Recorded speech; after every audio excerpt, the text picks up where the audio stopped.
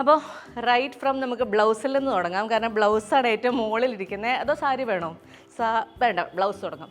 Blouse എന്ന് പറയുന്നത് ഇത്രയും വർക്കുകളൊക്കെ ചെയ്ത് പാവം ആ കുട്ടി എനിക്ക് വേണ്ടി ഒരുപാട് പണിയെടുത്തിട്ടുണ്ട് ഈ ബ്ലൗസിലേക്ക് വേണ്ടിയിട്ട്. അമിത എന്ന് പറയുന്ന ഒരാളാണ്. ആത്മ എന്ന് പറയുന്ന ബുട്ടീക്കാണ് ചെയ്തു തന്നത്, എറണാകുളത്തുള്ളത്.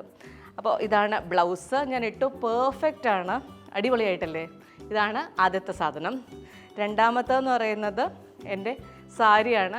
ചിലർ വിചാരിക്കും ഞാൻ എന്താണ് ഇതൊക്കെ ഒരു എന്താ പറയുക ലാസ്റ്റ് മിനിറ്റ് കാണിക്കേണ്ട കാര്യങ്ങളല്ലേ, അല്ലെങ്കിൽ അതിൻ്റെ ഒരു സർപ്രൈസ് ഫാക്ടർ പോകൂലേ എന്നൊക്കെ തോന്നും. പക്ഷെ എൻ്റെ സർപ്രൈസ് എന്താ, അല്ലെങ്കിൽ എൻ്റെ ഒരു വണ്ടർ എന്താണെന്ന് വെച്ച് കഴിഞ്ഞാൽ ഇത് ഞാൻ ഉടുക്കുമ്പോൾ എങ്ങനെയായിരിക്കും എന്നുള്ളതാണ്.